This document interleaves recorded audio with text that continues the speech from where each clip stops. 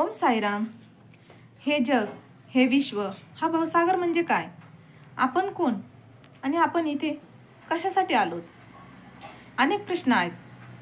काहींना त्या प्रश्नाचे उत्तर सापडले तर काही त्याचा विचारही करत नाहीत. आणि असेच आयुष्य संपते आणि पुन्हा नवीन आयुष्य सुरू होते. नवीन जन्मात नवीन भोग यातना सुरू होतात.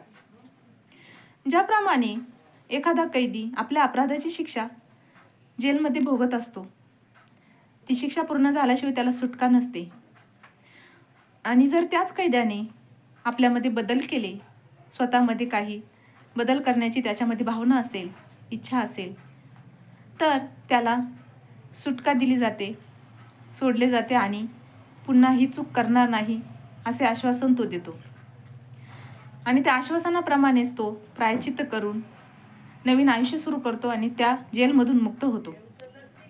तसेच हे संसार एक जेल आहे आणि हा शरीररूपी पिंजरा आहे, ज्यात आपण कैद आहोत. जर आपण या जेलमध्ये राहून सत्कर्म केले, चांगले कर्म केले, तर आपलीही या जेलमधून मुक्तता होईल, सुटका होईल.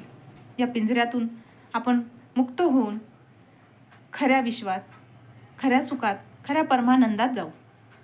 म्हणजे परमानंद प्राप्त होईल, ईश्वर प्राप्त होईल.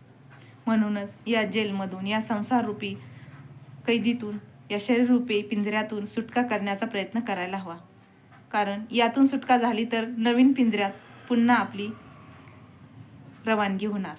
आपण पुन्हा नवीन पिंजऱ्यात जाणार आणि पुन्हा आपले भोग भोगत राहणार. म्हणूनच पुन्हा पुन्हा ते पिंजरे, ती जेल, ती कैद नको, ते दुःख, ते भोग नको. प्रयत्न असेच करायचे की पुन्हा नको ते दुःख आणि नको त्या यातना. फक्त परमानंद आणि ईश्वर.